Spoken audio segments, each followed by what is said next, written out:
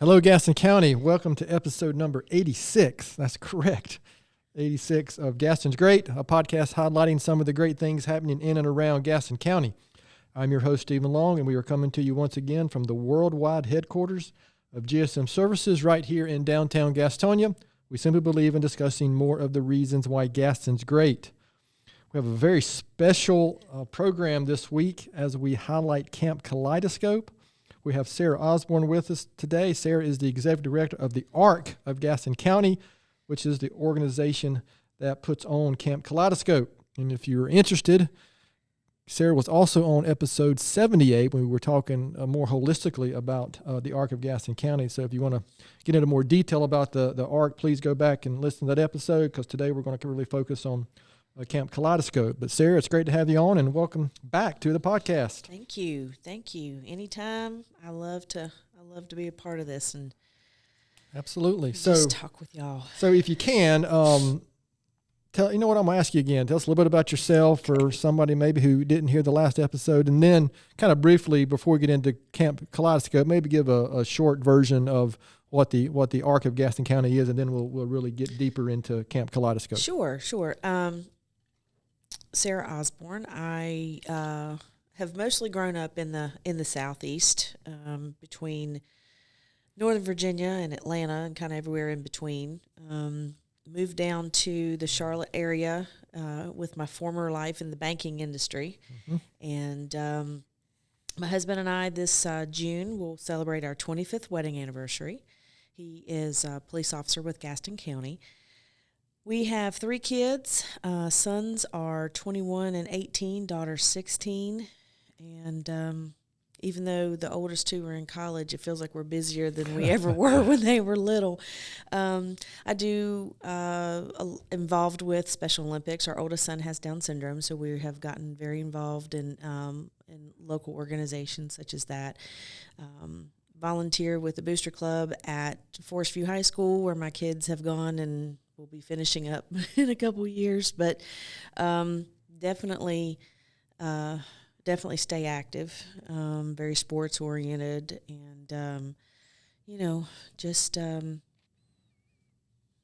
that's me. Yeah, so we've had a lot of interaction over the years through United Way, Yes. and then my kids have been through Forest View as well, Right. and I've got one still there as well. That's right. And I guess one more year, and I will be empty nesting it here in a couple of years. So, again, I appreciate you sharing that. So, give us a quick rundown of the Arc of Gaston County, and then we'll jump right into the real details of Kamp Kaleidoscope. Sure. The ARC, first and foremost, we are an organization. We're a local chapter of the national nonprofit, and advocacy and awareness for people with developmental disabilities is who we serve. So for folks that aren't familiar, it's athletes that participate in Special Olympics have developmental disabilities, folks who have autism, Down syndrome, and a lot of things in between. So we focus on how can we help them to achieve success. That can be serving as an advocate, helping them get resources and programs linked up with them based on their need, which also can go into their family's needs. So you mentioned Kamp Kaleidoscope. That's unique to us. We also have financial assistance on a varying basis, and we do a Christmas. Sorry, Naomi. I just there we go. That didn't take long to. Okay.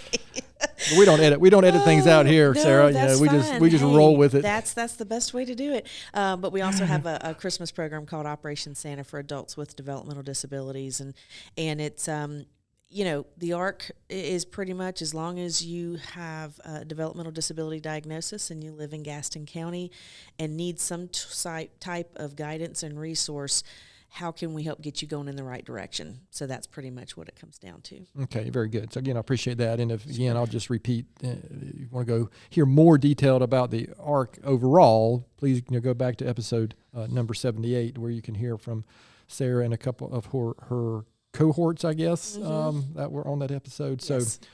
So let's go ahead and get into the details of Kamp Kaleidoscope. And that one reason we wanted to get you back, because I know that's a big initiative. Yes. And something that, is it fair to say that it's kind of getting back into swing after COVID? And And so Yes. we felt it was a really good time to kind of get into detail, and there may be some listeners out here who aren't familiar with it. So what is it? Mission, what are you trying to accomplish, and anything and everything you'd like to share about it. But we only have 2 hours. So. Oh, okay, that's good. I can condense it. Well, I can tell you Kamp Kaleidoscope is a structured, specialized summer program, daily or day camp, for individuals who have developmental disabilities ages 7 and up. Our up typically reaches around age 22, 23. But again, it's trying to make sure that there are activities that address gross motor skills, fine motor skills, being sensitive and being prepared for different triggers, different behaviors, different things that some folks with developmental disabilities, they kind of need a little bit more of that preparation for. We have been very fortunate. We started in 2006. We knew it was a need in the community. There's a lot of options for people who don't have disabilities for summer camps. There's not hardly any for people with any kind of disability. And so obviously a need. We kind of kicked it off 1 day a week to see what the draw would be. The next summer we did 5 days a week from 10 to 2. So we really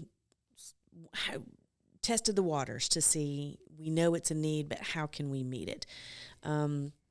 Just like most nonprofits, we're responsible for all of our funding. So we don't get state and federal dollars, and so it's a matter of how can we use grant money, but meet the need as well.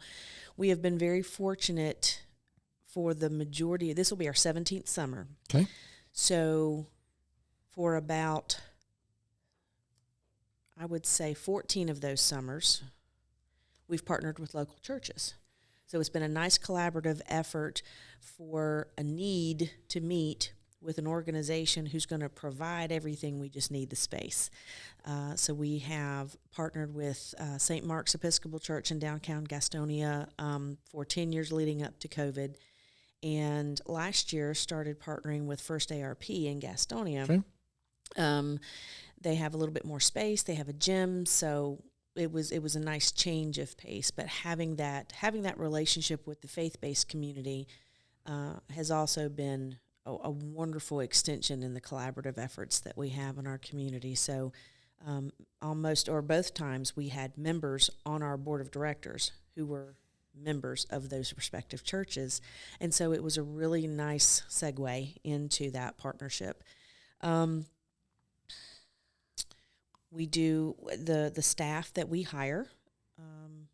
Most are special education teachers in Gaston County schools, or they work with local provider agencies that they're typically a one-on-one service provider for an individual with a developmental disability. So we're very picky with people who want to work at Kamp Kaleidoscope, because you can have the biggest heart, you can have the best of intentions, but if you are not prepared, and I don't use the word trained because even as a mama of a 21-year-old, I'm not trained, but knowing that sometimes communication barriers are mistaken for behavior issues, and that's not the case. They're trying to communicate, but it comes out, just being aware and being equipped to work with individuals with developmental disabilities. And it's, I say sometimes it's like a checkers or a chess match. You have to be 4, 5, and 6 steps ahead of the next move to prepare, so that you're always, it's almost like they're moving pieces, but making sure that it's a safe and secure environment at the same time for everybody, but recognizing again that if there are certain behaviors, how to manage them, sure, right? Absolutely. And how to make it a successful time for everybody. So we do the best we can to have off-site opportunities, and another collaborative effort that we've made is through City Parks and Rec. So we touch base with them as soon as we know the dates that we've got going. They have been very gracious over the last probably 4 or 5 years in providing free transportation to off-site field trips. Oh, wow. That's great. I didn't know that. And, it's usually going to the Shield Museum, going to the library, and we also go up to Dallas Park and work with County Parks and Rec and kind of have a field day picnic and go fishing, and we might go over to the animal shelter and walk the dogs. Yeah, Dallas Park is great. It really is. It's awesome.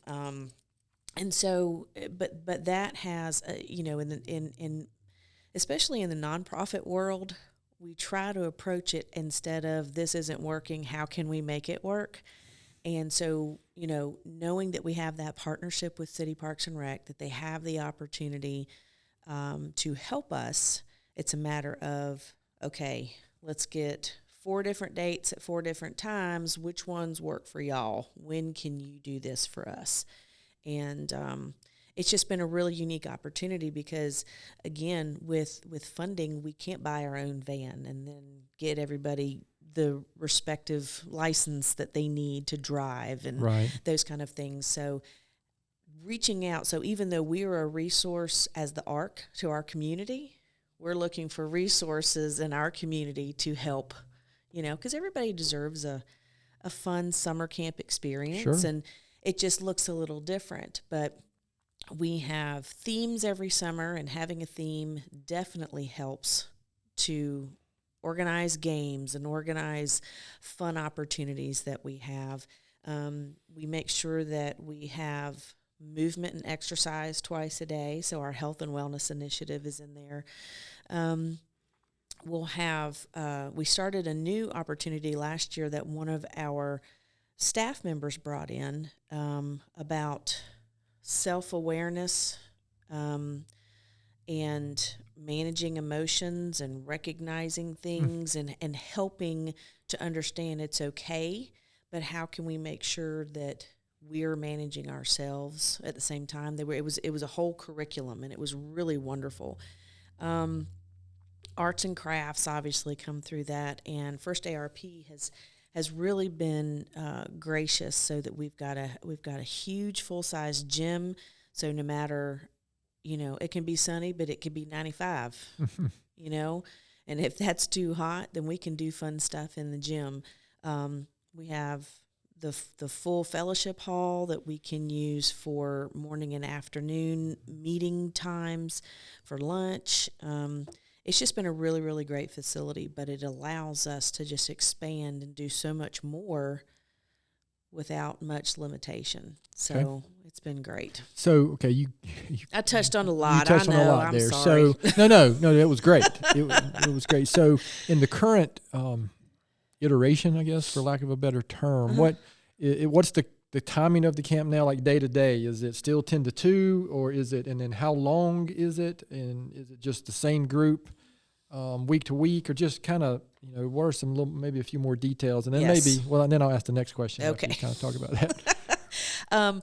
We meet actually from 9 to 3 Monday through Thursday. Okay. So that is the typical, and that kind of came about actually with the former church partnership, because a lot of churches are closed on Fridays. Sure. So it's how can we make this work? So 9 to 3, we noticed mimicked your typical school day.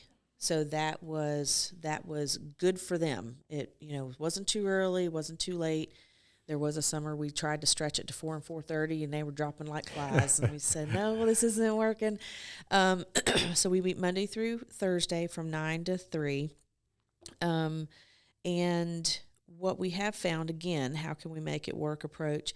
We typically have started a week and a half to 2 weeks after the last day of school, depending on what the school year looked like, and we would go 8 straight weeks. In recent years, we have modified it a little bit because a lot of folks, they're either going on vacation or they've made local plans around July 4th. So what we are doing now is the last 3 weeks of June, which is typically this year, I think it's the 12th, June 12th through the last Thursday. Then we have the week of the 4th off. Okay. And then when we come back, then it's the rest. So it's like 3 weeks break, 3 weeks, but it's everybody every day the whole summer. Okay. So it's the same group all Same 6 group weeks also, or yes. whatever. Mhm. Okay. All Yep. right. Very, very good. So, Yes. so you kind of touched on some.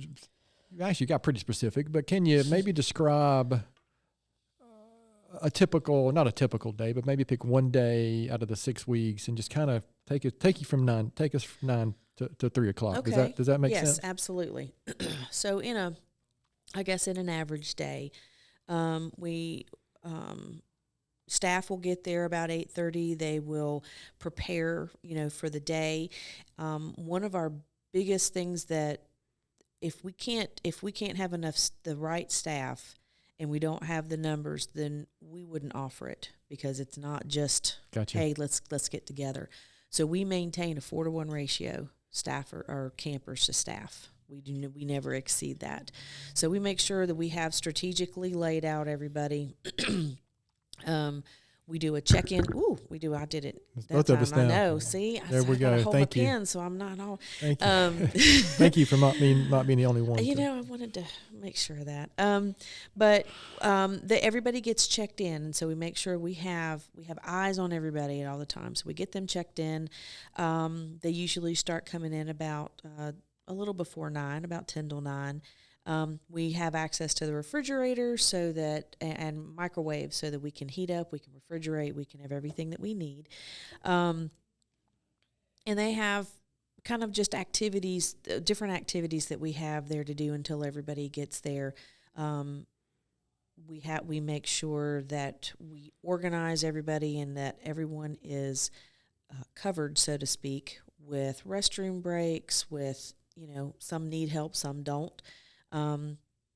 Some ask when they apply or when they fill out the application, my child is not potty trained. Is that an issue? Because it is for some places, and no, it's not. Mm-hmm. We have had one camper who was fascinated by the back of the toilet and was so strong that on the tank lid that he broke it. So now, working with his family, we just get the giant zip ties. And you make it work. Absolutely. So we have kind of a morning together time. We do we do the restroom break. We have a movement activity that we typically do. Sometimes it's yoga. Sometimes it's a fun guided video that we've used. Then we go right into the morning lesson. And so we try to break up whatever that theme of that lesson is for the day in the morning and the afternoon. So because they do well when they break it up in like 30 to 40 minute increments. So we'll do a lesson, we do crafts, we give free time, we get ready for lunch.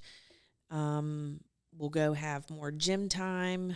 So it's pretty much, pretty regimented. Pretty regimented during the day. And the thing about it is everybody works well on a structure. Everybody works well on a routine. And when our campers know what to expect, it's good for everybody. But it's also good for the mental preparation of all the staff too. They kind of know who's doing what and where, and we have that laid out as well. It's not like, okay, who's taking trash today? Who's doing bathroom, who's teaching the lesson. So they're really great at mapping all of that out. And whenever we do go on a field trip, they will meet us, obviously, at the church. Okay. Take us. Sometimes they take us, drop us off, but then they come back and get us. Sometimes they stay. It just depends on what they've got going on that day. And on those days, there are other organizations in the community that like to come and volunteer. And so, again, we're picky about that because it's as a mom, I'm picky. Oh, sure. I'm going to make sure that you're not on your phone the whole time and then my kid's gone and he's gone, whatever. So, so it's a full day, and we tell families when we do the orientation and have the camper handbook, it's a good thing if you don't hear from us. Gotcha. Yeah. Right. No news is good news kind of thing. We'll only call or talk to you if we need help, if there's an injury. Otherwise, things are going great. and we understand that there are days that your camper might have some off times, but unless it's significant, it's not worth mentioning because it's, it's parents are used to that. Unfortunately, your child did this and wouldn't do this and so, and if it's all part of the typical day, then it's not an issue. So what's the perfect number of campers, or do you have that? Or we the past couple summers, kind of like you mentioned earlier, that we're rebuilding to get it back up. Our average is right around 15, but we kind of stick to no more than 22. Okay. That's kind of been the magic number. And it's evened out pretty well over the years because there are some who are getting into their 20s, and they have fun at Kamp Kaleidoscope, but their families and their caregivers feel like maybe being around people their age and maybe like day programs. And so when some of those exit out, so to speak, they're welcome to stay as long as they would like to. But when they exit out, then some of the younger ones come in. And so it's a good balance. But we average around 15, but we'll take up to 22. Okay. So looking back, on all the years you've been doing this, can you think of a specific example or an anecdotal story of something that was an obvious impact, positive impact, or something that stands out as a memory, or something that you can share with our listeners that was like, wow, that made it all worthwhile, all the work we put in? There's at the end of I'm trying to think of just one, but at the end of every summer, we always do a camp survey, and the surveys include, your average, was it affordable? Were the times and dates good? Was the location? All that kind of stuff. But then we get a little bit deeper and we say, okay, how many hours of outdoor activity would your child have without camp?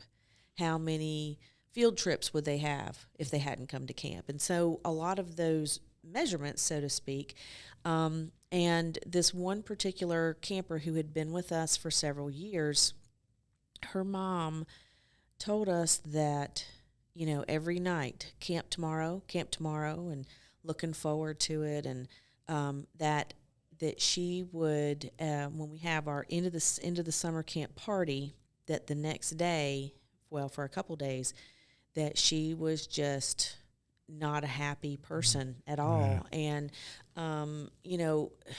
hearing from families, I think I mentioned even the last time I was here that you cannot measure peace of mind. Sure. You can't do that. You can say, oh, it's great, and it's serving a need for individuals who really need it, but you can't do that. But when you can measure the fact that they trust leaving their child with you, which for any parent is huge, but your child with developmental disabilities, that, again, that chess game, we know our kids. We're thinking ahead of the game. We're thinking all those moves ahead, but trusting that a staff and an organization is going to be able to provide that to where you can keep your job in the summertime and, still have that financial stability for that. Seeing them, honestly, getting excited to ride on the city parks bus, being able to, when they show up and getting excited, or seeing if one of our campers was on a vacation at the beach one week and then they come back on Monday, it's this huge, it's this huge welcome back. It's like a ticker tape parade for, the friend who's coming back. So there's weekly, quite honestly, there's weekly opportunities where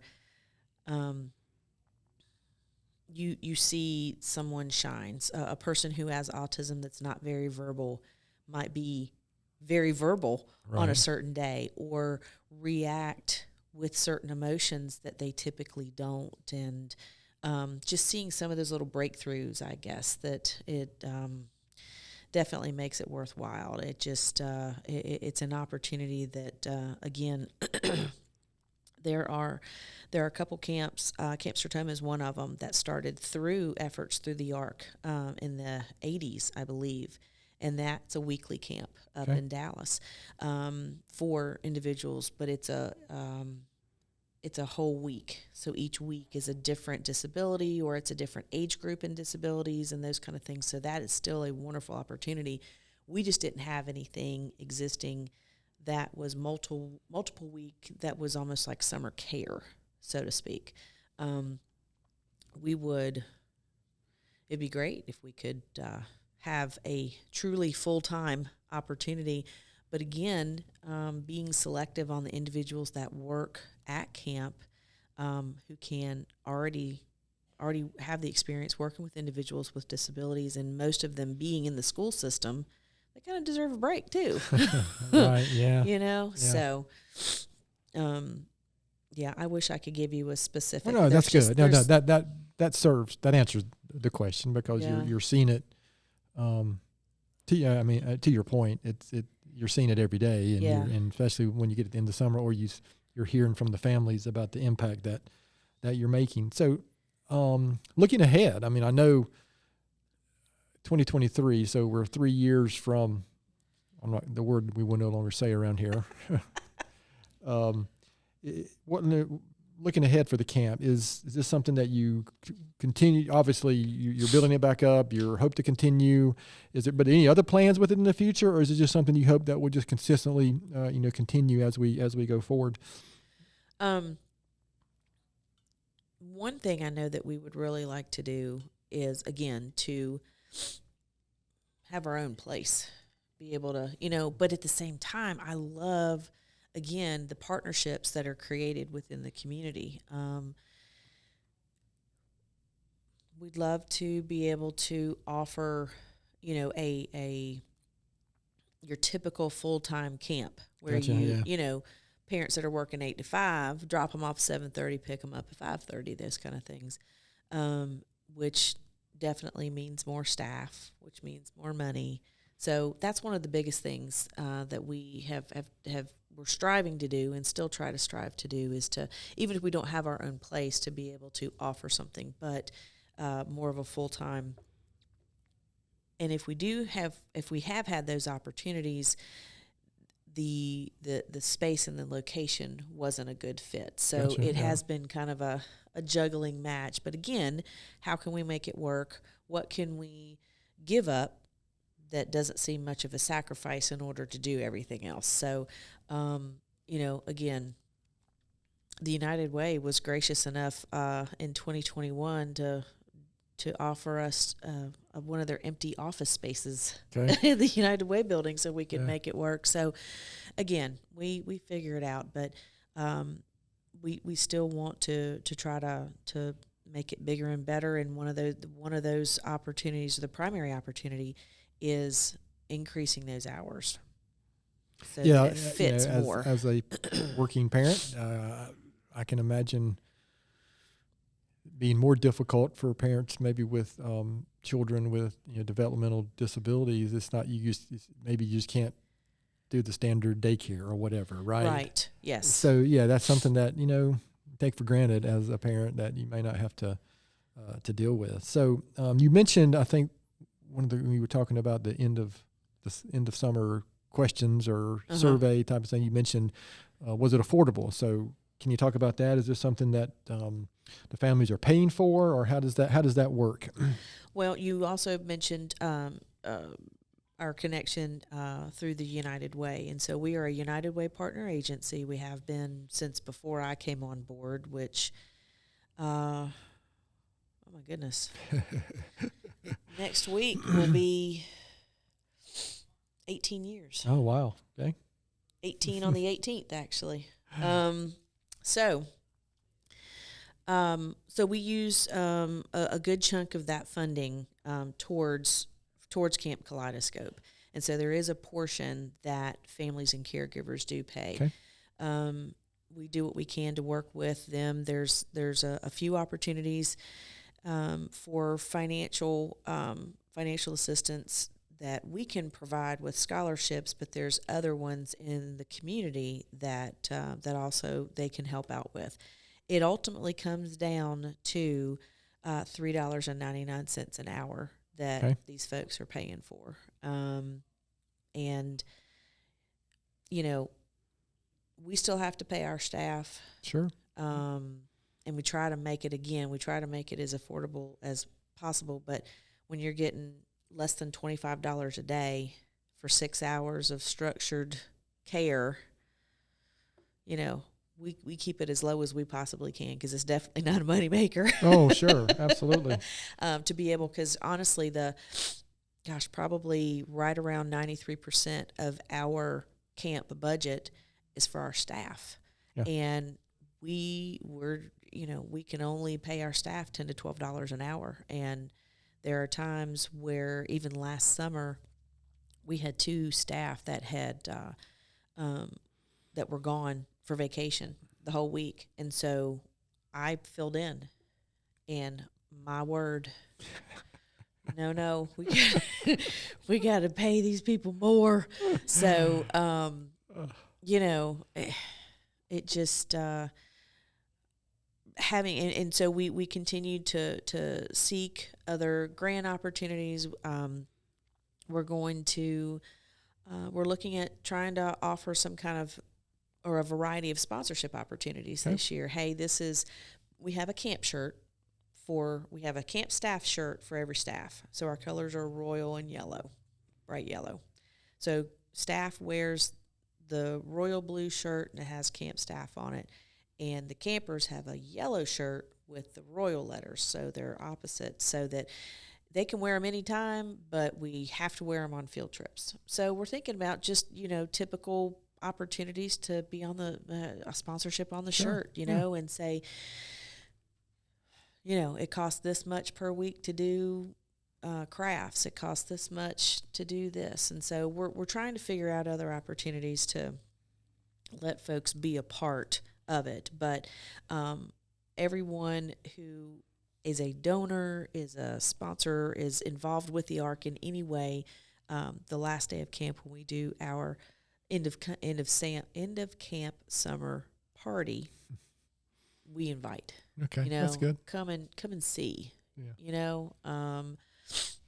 Because a lot of time, because we don't have that space, and you can't just show up to church and say, "Hey, let me see what's going on at camp." And not that we don't have to hide, but that's not our facility. So we try to work with that.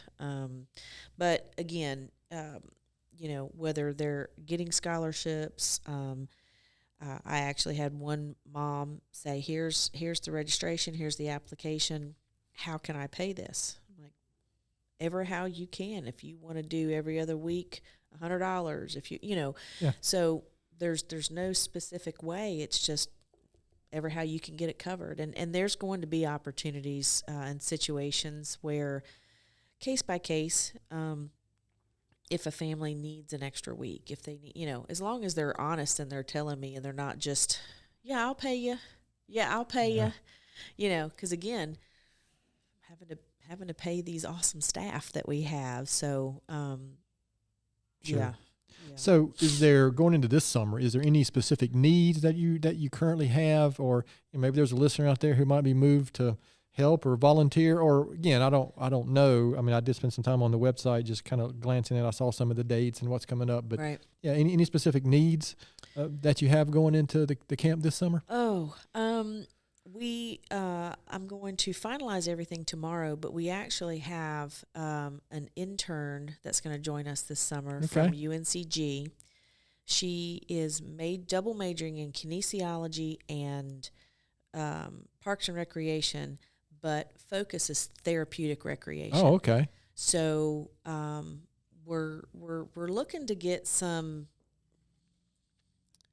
gently used or even newer type fun equipment, some type of exercise equipment. Doesn't necessarily have to be, hand or not handbells, barbells, dumbbells, like the handheld the little ones, like the pound or 2 pound or whatever. Right? Are they dumbbells? Yeah. Okay. Handbells are at church. Okay. Correct. Those are good too. Yeah, they are. But just different kind of exercise, fun exercise things, because it's going to be therapeutic. So you figure, folks who might not be able to run well, they can still walk well. What are the modifications that they're going to need?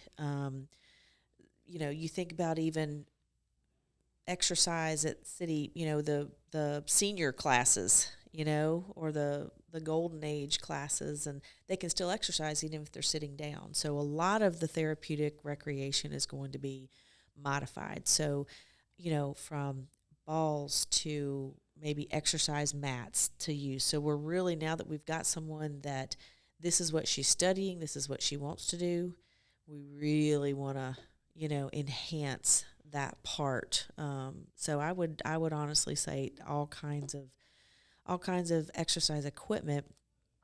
They could even be Nerf balls. They can, all kinds of things that we're looking at. So she's gonna give me a lot more ideas when I talk to her tomorrow. But yeah, that's probably one of the, and then coloring books and crayons and markers and gotcha. Things that are just busy work while we're getting things going, puzzles. Yeah. Okay, well, good. Well, listen, that's maybe I'm sure there are some listeners out there who are going to be moved to help. And of course, before we finish, we'll make sure all of our listeners know how to get in touch with you guys. Sure. If there's anything like that somebody wants to get involved or help. Okay. So before we move on to some of these other questions that I know you're excited about, is there anything I haven't asked? Anything you'd like to share specifically? Again, before we finish, we'll make sure our listeners know how to get more information. Right. I can't honestly, I can't think of anything else. The fact that it is our 17th year. It is exclusive to our ARC chapter, and that it's, that it's an option for folks. It's sometimes again, the hours that we've been kind of limited to have not been, maybe not fit for those that are working the 8 to 5, but just making sure that it's available and it's out there for families to that it's there for them to consider, so that we're, Danny's is 21, but he could still come to camp if he wanted to come to camp. So, absolutely. It's something that we're very proud of. All right. Well, thank you, Sarah, for sharing all that. And we're gonna spare Sarah the questions that she's already answered in episode 78. However, it's worse for her probably because this is the revised edition of Gaston County Speed Rounder questions. So you are the first person ever to get these different questions. Okay. Oh, I see you looking at the sheet. Look, you're my trying eyes to are cheat. not that good. I can't read over there. So again, this is the second edition of Sarah at Gaston's Great Speed Rounder questions. So, okay. Good luck. Okay, thanks. Favorite movie? Oh. Goodness, there's so many. For the record, we usually share these questions ahead of time, but we didn't this time, so okay. She's really on the spot. I am. Favorite movie, Steel Magnolias. Ugh. This is a similar question to the before. I think before we asked, something very few people know about you. I think it was a softball. It was. Yeah. This time though, it's like, do you have any hobbies? Anything you do when you're not saving the world at the Arc of Gaston County or at Forest View? Yeah. I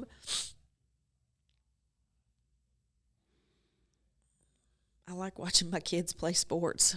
Oh, that's good. Actually, I agree. Yeah, my daughter's a soccer player at Forest View. Yes, and quite honestly, I was telling somebody the other day, we grew up with it, my brother and I don't have to know anybody playing in a baseball or softball game to sit there and watch it. I just enjoy watching. How about favorite vacation spot? Oh, St. Augustine, Florida. Ooh, that's good. That's a good one. Yes. Favorite memory as a child?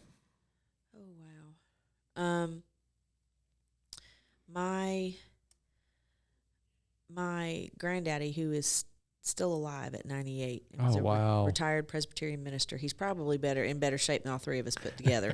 When we used to go up to Maryland to visit him when we were little, he would always make my brother and I a part of the children's sermon when they used to do the children's sermon. Yeah, In completely churches. separate, right? Or He did the beginning of service, and then before he started his sermon, he would do the children's sermon, and Will and I were always a part of that. Okay. And so being part of Grandpa's church service was always pretty cool. That's cool. Yeah. What was the last series you streamed online? TV series or something? See, Naomi doesn't even know these questions. She's hearing them for the first time. Well, I just made these up. The last series, it has Tom Selleck in it, and his name is Jesse Stone, and he is a police officer up in Blue Bloods, or it's not Blue Bloods. Is that one with Tom Selleck? Yes, you're right about that, because that's one of my favorite shows. I can't believe I came up with that. Yes. It's not. I don't think it's called Stone Cold, because then there'd be some issues with Steve Austin. But that's the last one, and there's a couple different episodes. But that's I'm of that generation, so anything with Tom Selleck. We'll have to look that one up. Yes, his name is Jesse Stone. What's the best compliment you've ever received? That I look like my mama. Oh wow, that's good. She actually she survived brain cancer for 17 years. Holy moly. I was a freshman in college, and out of nowhere, and surgery and all the treatments and all that kind of good stuff. And she was pretty much like, okay, it is what it is. What do we need to do to beat it? So she was a medical miracle and survived 17 years. So, yeah, when folks say I can't get over how the older that you look, how much you look like your mama, that's a huge compliment. Well, good. Yeah. Yeah, and it's unfortunate that get to be my age, you can't get to 52 without knowing somebody or having somebody with cancer or something, along those lines, whether it's family or friend or something. That's unfortunately that's almost impossible. All right, so listen, I got one more question similar to that, but I appreciate you kind of indulging us on the new. Those aren't really specifically Gaston County questions, are they? No. I just made this up Friday. Well, they were good questions. So I'm going to ask you the same question that we did ask before in the other episode. So besides Kamp Kaleidoscope, why would you say Gaston County is such a great place? I have lived here since, oh my goodness, 2000. Yeah. So we've lived here. And so it's been unique getting to know the community. Because I think I mentioned before, when I was at the bank, we lived in North Charlotte, but my husband was the police department, so we had to transfer down here. So I knew how to get to the grocery store and to the bank and to Walmart. I didn't know the community. So when I got on with the Arc, I had to learn, the Beams in Cherryville and the Whitesides and the Stows. I had to get to know all of that. And it's been really neat to see the growth that we've experienced over the last several years. Restaurants, so many cool restaurants now. With the Fuse coming in town, I was kind of skeptical about that, but you never know until you give something a chance. So it's been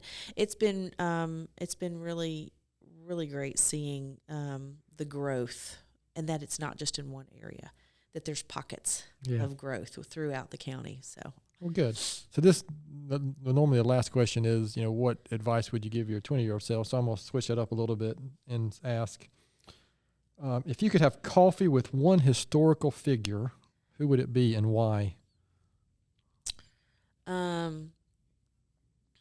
It would be with Eunice Kennedy Shriver. Oh, wow. She is the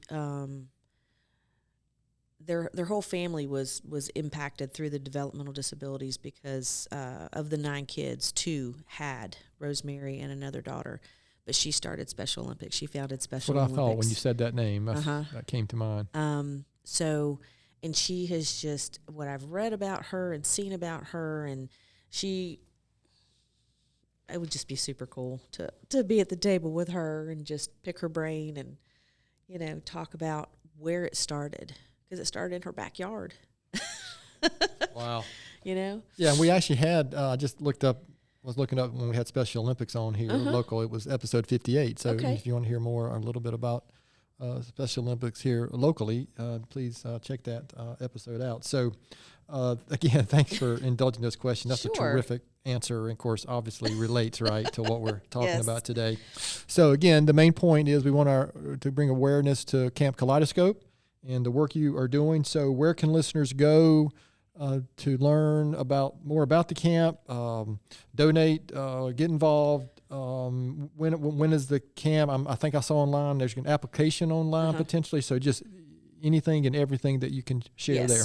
So you can go straight to our website, which is www.gastoncountyarc, and that is arc.org. When we put the tabs up, you can see a tab specifically for Kamp Kaleidoscope, so you can click right on that. There is a flyer about the summer, so that gives a little bit of information about what we do, or contact information, the cost, the deadlines, but it also gives some of the parent quotes and the caregiver quotes of what they've had to say. Like you mentioned, the application, so there's a link for all of these. There's a link for the flyer, there's a link for the application, there's a link for the staff application, and there's also a gallery. I've made sure that there's a gallery on there so folks can get an idea about what camp looks like. Everything is specifically on there, but if anyone would want to talk to me more about that, the information is on there, but the telephone number at the office is 704-861-1036, and the email that comes to me, because I'm the only staff that works there, is arcgaston@gmail.com. So between phone, email, website, you should be able to get a good amount of the information that you need. But sometimes it's always nice just to talk to somebody about the questions that you have. So that's how you can find out. And if I remember correctly, when I looked on the website, I think when this airs, the camper application deadline will not be passed yet, but it seems like maybe the staff one the staff was is maybe even last week or this week maybe. We've got one or two more potential that we're working on, but the staff the camper applications, our deadline is May the 5th, and that is, again, to make sure that we are prepared for everything we need to be prepared for. Again, we typically do an orientation the week before, and we're trying to work that date out with the church. Typically, it's been the Thursday before the Monday camp starts, so it's new enough, but it's not right then, and so our campers have time to process, and that's important to do that. So we'll have the camp orientation, so they can see where they're going to be coming, and it's we're always super excited for it to start, and then last day of the party, we're like, whew. Yeah, well, you know what? Any good work is exhausting, right? Yes. I mean, both physically sometimes, but sometimes it can be more so just emotionally and mentally, and so again, I appreciate that. So, Sarah, this has been great. It's been great. Well, whatever that means. This has been great. That's a new Gastonia word, right? Yeah, I guess what am I combining there? I don't know. Any last words about the camp or anything you want to share before we close this episode out? No question is a bad question. If anybody has any information that they would like to request, if they'd like to get involved, if they'd like to donate, like I said, 93% of our camp budget goes into our staff, and we're looking to try to pay them more, because I know they certainly deserve it. Yeah, I get it, absolutely. But if you have a certain skill or task that you might want to come and share during camp, give me a call. As a matter of fact, one of our first years, we had each day was about a different country and learning about a different country. And I had a friend in the health and human services world who was a belly dancer. Oh, wow. And so she came very tastefully, but we made